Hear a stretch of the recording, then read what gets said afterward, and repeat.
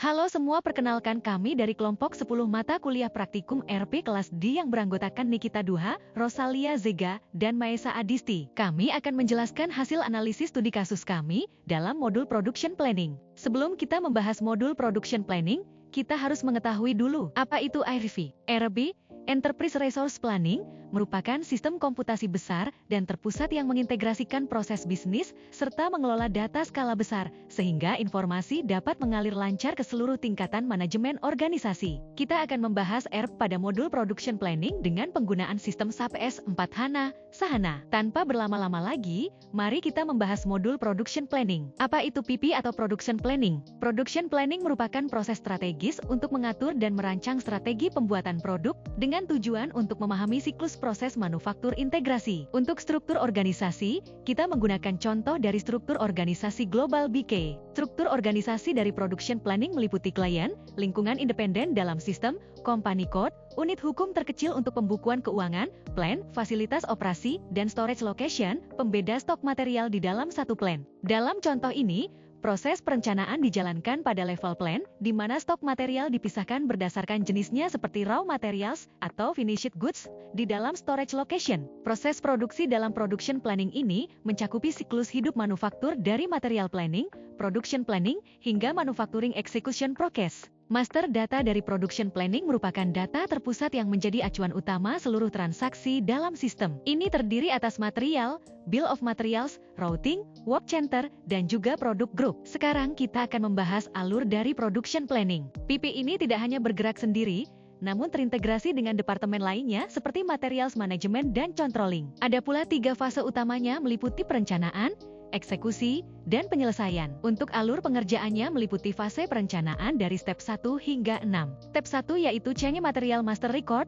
Pada step ini kita menambahkan strategi perencanaan dan parameter forecasting. Dilanjuti dengan step 2 yaitu Change Routing, di mana kita mengalokasikan setiap komponen material dari bill of material ke aktivitas operasi yang tepat di lini perakitan. Kemudian step 3 yaitu Display Product Group untuk melihat proporsi persentase pembagian produk dalam grup. Masih dalam fase perencanaan, pada step 4 yaitu Create Sales and Operations Plan, di mana kita membuat ramalan penjualan 12 bulan ke depan berdasarkan data konsumsi historis. Kemudian step 5 yaitu Transfer SOP to Demand Management, di mana kita memecah rencana tingkat tinggi menjadi kebutuhan independen terencana atau PIR bagi tiap produk individual sesuai proporsinya. Kemudian pada step 6 kita mereview demand management, di mana kita verifikasi data PIR untuk memastikan kebutuhan produksi tiap item telah terbentuk. Kemudian kita masuk ke fase penjadwalan dan konversi order dari step 7 hingga 9. Step 7 yaitu Run MEPS with MRP, di mana kita menjalankan kalkulasi kebutuhan bersih untuk mendeteksi kekurangan material dan menghasilkan planned order. Dilanjuti dengan step 8 yaitu Review Stock Requirements List, di mana kita memantau status ketersediaan stok secara dinamis. Dan step 9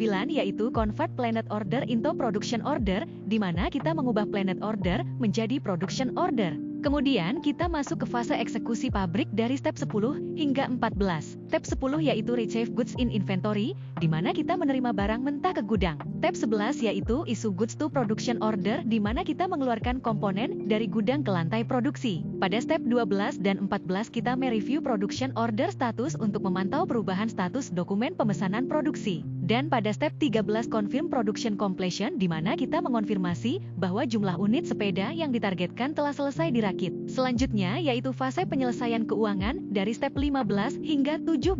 Step 15 yaitu Retrieve Goods from Production Order, kita memasukkan produk jadi ke gudang. Dilanjuti dengan step 16 yaitu Review Cost Assigned, atau menganalisis perbandingan planned cost dan actual cost. Diakhiri dengan step 17 yaitu Settle Cost of Production Order, di mana kita melakukan settlement atas varians biaya ke objek penerima. Setelah penjelasan alur, kita akan membahas hasil analisis kami pada modul Production Planning. Dari Production Planning ini dapat menghasilkan laporan berupa Stock Requirements List, Production Order Report, Goods Movement Report, Production Cost Analysis, dan Actual versus Planned Cost Report. Kami melakukan analisis komparatif dari sistem manual dan SAP dengan rincian seperti berikut. Pada sistem manual, perhitungan dilakukan secara terpisah, data sering terlambat diperbarui, dan sulit melakukan monitoring real time. Sementara dengan SAP, seluruh modul saling terintegrasi, update data dilakukan otomatis, dan monitoring produksi lebih mudah. Penggunaan SAP Production Planning ini dapat memberikan dampak terhadap laporan keuangan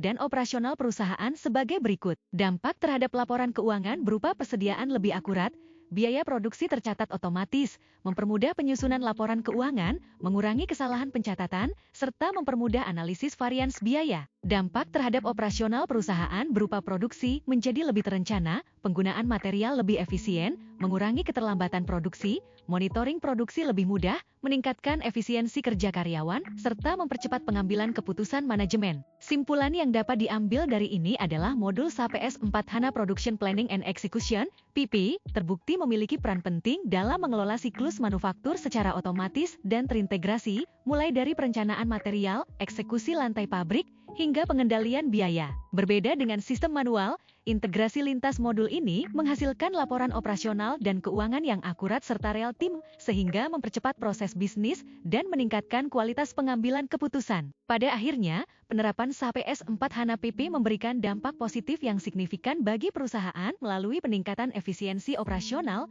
minimalisasi kesalahan pencatatan, dan optimalisasi produktivitas. Saran yang dapat kami usulkan berupa perusahaan perlu melakukan pelatihan SAP secara berkala kepada karyawan agar penggunaan sistem dapat berjalan optimal. Perusahaan perlu memastikan bahwa seluruh data master material dan routing selalu diperbarui agar proses produksi berjalan dengan akurat. Penggunaan SAP sebaiknya diintegrasikan dengan seluruh divisi perusahaan agar proses bisnis menjadi lebih efektif. Perusahaan perlu melakukan monitoring secara berkala terhadap laporan produksi dan biaya agar dapat mengurangi terjadinya penyimpangan biaya produksi. Penggunaan teknologi ERP seperti SAP perlu terus dikembangkan agar perusahaan mampu bersaing di era digital dan meningkatkan efisiensi operasional perusahaan. Sekian dari kami. Terima kasih.